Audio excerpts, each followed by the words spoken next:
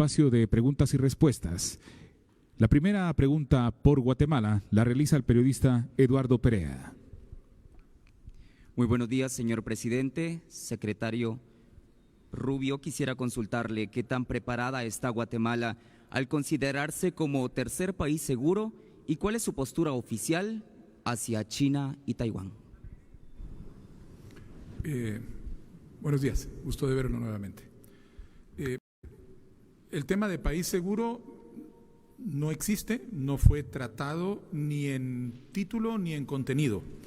Lo que tenemos ahora es un nuevo arreglo migratorio que garantiza condiciones de seguridad y humanitarias para los procesos de repatriación en el caso de los guatemaltecos y para el caso de deportación de otras nacionalidades, de manera que sigan a sus países de origen, que son elementos que no tienen nada que ver con el tercer país seguro.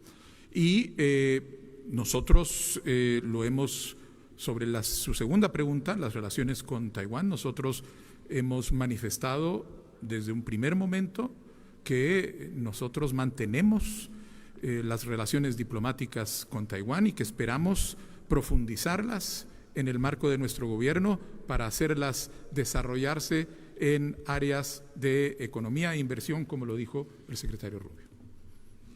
La segunda pregunta es por Estados Unidos con el periodista Eric Martin. Sí. Gracias. Thank you, Secretary Rubio, Presidente Arevalo. Secretary Rubio, I'd like to ask you, muchas gracias, secretario Rubio, presidente Arevalo. Secretario Rubio, quiero preguntarle por USAID. Guatemala ha recibido mucha ayuda de USAID en los últimos años como país en vías de desarrollo y los fondos congelados. Hemos hablado con contratistas y diplomáticos que trabajan para usted y dicen que el impacto sobre los programas que salvan vidas en todo el mundo, aún con la exención, ha sido grave, que ha provocado caos y confusión entre el personal, quienes dicen que les ha bajado muchísimo la moral, especialmente la orden de regresar a casa. ¿Acaso toda esta confusión, este tumulto, no es un obsequio para los rivales de los Estados Unidos como Rusia y China? Quiero preguntarle, primero decir que es un placer verlo nuevamente. Nos vimos la última vez en Washington antes que su toma de protesta, antes que asumiera el cargo. Respecto al retorno de guatemaltecos de Estados Unidos, ¿qué tipo de trabajos espera usted que puedan realizar los deportados aquí en Guatemala? ¿Cuál es el papel del sector privado en el proceso de reintegración? Y si puede compartirnos algunas de las empresas que participan en su iniciativa Mi Primera Casa. Gracias a los dos.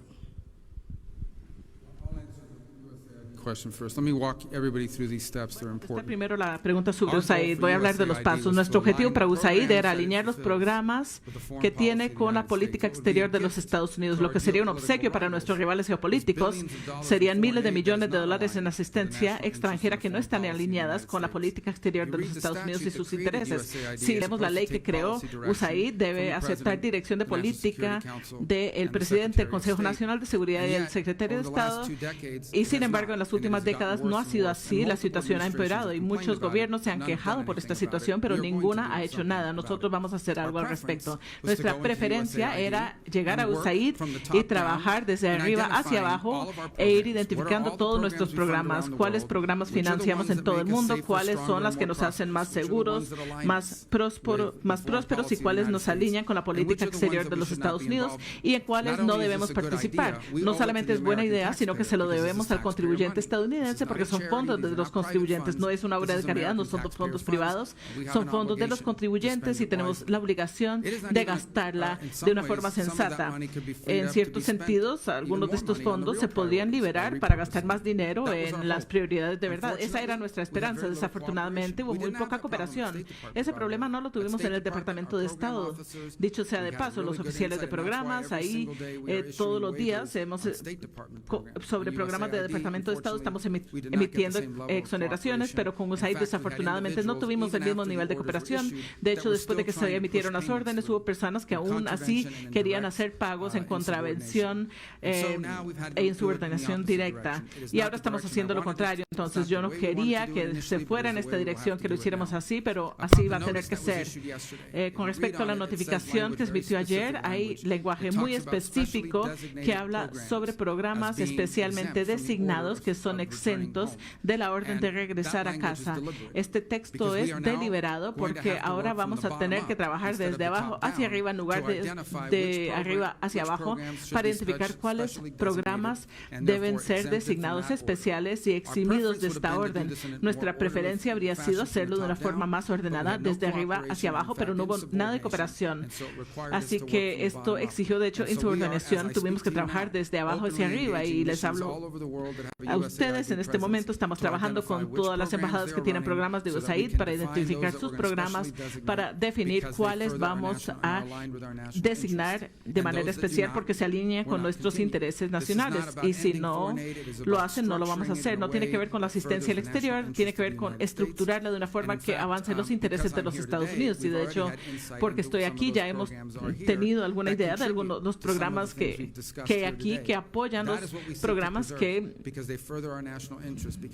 tenemos hoy. Eso es lo que queremos conservar porque somos más seguros, permiten que nuestras economías crezcan y generan prosperidad no solamente para nosotros, sino también para nuestros socios y aliados, y eso es lo que esperamos lograr en los próximos días y horas. Sobre su pregunta sobre los retornados, es muy difícil definir de antemano dónde se va a poder ubicar a los retornados porque es una población de la que todavía no sabemos exactamente quiénes son, qué habilidades traen, qué capacidades tienen, porque las adquirieron, si son formales, si son informales, y es únicamente a partir de ese conocimiento que uno puede buscar y explorar la mejor manera de ayudarlos a integrarse al mercado laboral guatemalteco y explorar distintas posibilidades, no únicamente en términos de trabajo, sino posiblemente en términos de inversión. Algunos de ellos querrán venir, vendrán con ahorros,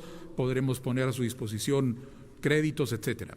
Entonces, lo que estamos haciendo es, en el marco de nuestro plan Retorno al Hogar, en la segunda fase del plan, nosotros tenemos establecido un proceso mediante el cual el Ministerio de la Dirección de Migración con el Ministerio de Trabajo conjuntamente entrevistan a los retornados para identificar precisamente cuáles son sus calificaciones, cuáles son sus capacidades, si traen o no algunas de estas de manera formal y entonces empezar a entender.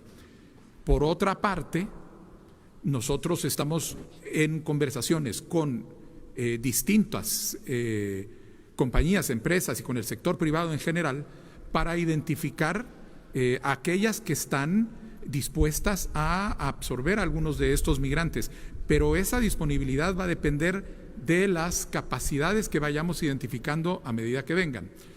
Que, por ejemplo, nosotros tenemos previsto, va a haber gente que va a venir con mucha experiencia en algún tema porque estuvo trabajando, le voy a dar un ejemplo, en instalación de aire acondicionado, pero lo hizo sin tener ninguna formación técnica formal, no tiene ningún certificado para comprobarlo. Nosotros, al identificar que tenemos una persona con esas capacidades sin un certificado, lo ponemos en un programa de certificación con el INTECAP o con el Ministerio de Educación que va a reconocer esa habilidad y de esa manera va a facilitar el hecho de que pueda ser, por ejemplo, absorbido por una empresa que está buscando técnicos en refrigeración. Un ejemplo muy sencillo, nosotros sabemos que nuestros retornados van a traer un dominio del inglés que para una industria turística en expansión como la de Guatemala es necesaria. Guatemala creció el turismo en un 13.7% el año pasado, superamos los 3 millones de barreras, una industria en crecimiento y todas estas personas que traen el idioma inglés, pero que además pueden traer experiencias en industrias de la hospitalidad, como habiendo trabajado en hoteles, habiendo trabajado en restaurantes, habiendo trabajado en cruceros. Todas estas personas pueden ser reabsorbidas, pero la primera tarea es tener este proceso de diagnóstico, por llamarlo de alguna manera, de clasificación inicial, para poder hacer esa identificación de la oferta laboral que tenemos con la demanda laboral que el sector privado va a presentar. Continuamos. La siguiente pregunta es por Guatemala. Escuchamos al periodista Sergio Morales. Presidente, secretario, buenas tardes. Secretario, bienvenido a Guatemala. Tengo unas preguntas para usted. Bueno, digamos, en caso de que no se cumplan estos acuerdos, ¿a qué sanciones podría exponerse Guatemala? Número 2, hablando de sanciones, me gustaría preguntarle si Estados Unidos va a mantener las sanciones que se han impuesto por gobiernos estadounidenses pasados en contra de personajes señalados de corrupción y de ser actores antidemocráticos, tomando en cuenta que muchos de estos pues festejaron la victoria del presidente Donald Trump en noviembre pasado. Y por último, me gustaría preguntarle el tema de China y Taiwán. Pues Guatemala es de los pocos socios que tiene Taiwán diplomáticamente en el mundo. ¿Qué tanto preocupa la injerencia china en la región? En Guatemala, por ejemplo, a través de una tecnológica gigantesca empresa china, poco a poco han venido posicionándose en instituciones del Estado, dándoles contratos. ¿Qué tanto preocupa eso, secretario? De sanciones para castigar a un país que no cumpla. Tenemos una necesidad doméstica que un país aliado y amigo nos está ayudando, que se trata de personas, por ejemplo, que tienen bajo gobiernos internacionales la obligación de aceptar, y estamos simplemente cooperando en ese proceso, ¿no? Esto no se trata de sancionar a un gobierno por no cooperar, eso es lo que hacen los amigos y los aliados para ayudarse uno al otro. Igual que nosotros estamos comprometidos a ayudar con varios proyectos que tienen en términos no simplemente del desarrollo económico, sino también de enfrentarse al narcotráfico y a los elementos que tratan de corrompir al país. En la segunda fase solamente hemos estado en función 2 semanas, no se ha discutido en ningún foro de nuestro gobierno en este momento ningún cambio a sanciones contra individuos que existen en este momento. Toda administración revisa siempre todas las sanciones que existen, que han heredado de previas administraciones, pero hasta el momento no se ha tomado ninguna decisión sobre eso, ni se ha discutido ni contemplado. Y por tercero, en la pregunta de China y Taiwán, sí, es difícil, ¿no? Sabemos que el gobierno de Beijing está comprometido no simplemente a romper esos enlaces, sino también entrar especialmente a sectores importantes de la economía. Ellos están obsesionados, por ejemplo, en establecer dominar lo que es las telecomunicaciones a través de la compañía Huawei y otras. Y eso representa un peligro muy grave a la seguridad de un país, de poder comunicarse sin que haya interrupciones y lo demás. También le gusta hacer muchas promesas. Hemos visto caso tras caso en que el gobierno chino viene con miles de millones de dólares que prometen. Cuando empieza un proyecto nunca lo cumplen, traen sus propios trabajadores para hacer el trabajo y en fin el proyecto o no se termina o terminan en deuda, y ahora un gobierno le debe miles de millones de dólares en lo que dicen en inglés una trampa de deuda, un debt trap, y queremos que los gobiernos conozcan ese riesgo. Y por otra parte creo que las relaciones